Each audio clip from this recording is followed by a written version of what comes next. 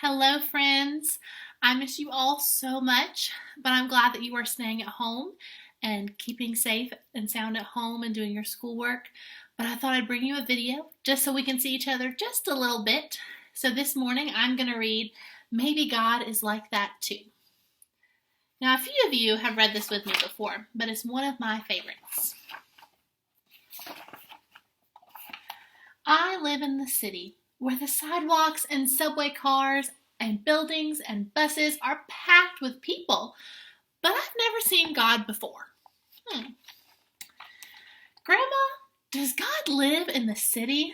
I asked one morning at breakfast. Yes, God is here, she says. You just need to know where to look. Whenever you see love, joy, and peace, God is there, she says, stirring her tea. Wherever there's patience, kindness, and goodness, God is there too. When you see faithfulness, gentleness, and self-control, that's God's Spirit at work.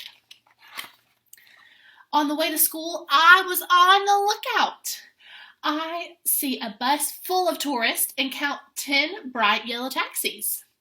I see a man sweeping a stoop, and a grandma and I laugh when we see a tiny dog wearing a fluffy purple sweater. At school, Grandma hands me my lunch and hugs me close when she says goodbye. That's what love looks like. Maybe God is like that too. On the swings, I pump so hard I see over the wall into the alley. My friends shout, higher, higher, as my feet fly up into the sky. That's what joy looks like to me. Maybe God looks like that too. Outside, car horns blast and sirens scream, but my classroom is quiet and calm. That's what peace looks like. Maybe God looks like that too. I try to tie my shoes. Oh, but my laces get tangled around my fingers. My teacher sits down beside me and shows me how to tie them. That's what patience looks like to me. Maybe God looks like that too. On the way home, I see a doorman wearing a red cape and a hat with a shiny brim. He's holding the door for a man using a wheelchair. The man moves very slowly, and the doorman chats with him and smiles. That's what kindness looks like to me. Maybe God is like that too. While setting the table for dinner, there's a knock on the door. It's our neighbor from downstairs, bringing us a loaf of bread.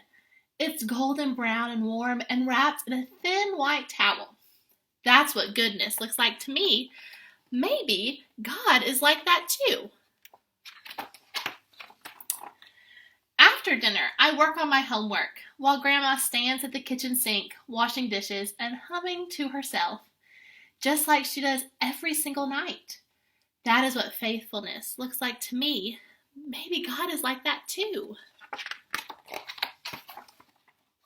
At bedtime, Grandma sits at the edge of my bed, singing me a lullaby and stroking my head.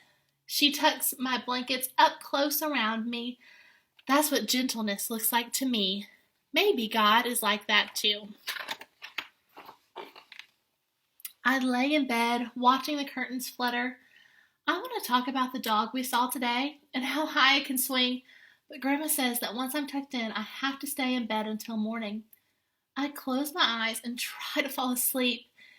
That's what self-control looks like to me. Maybe God is like that too.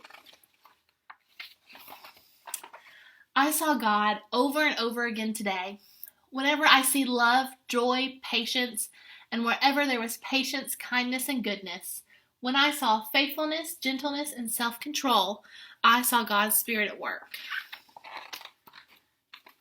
I don't see God the way I see my friends, or the streetlights or the river, but I see signs of God's Spirit around me, right here in the city. I know that what God is like. Maybe I can be like that too. The fruit of the Spirit is love, joy, peace, patience, kindness, goodness, faithfulness, gentleness, self-control. Galatians 5:22 through 23a.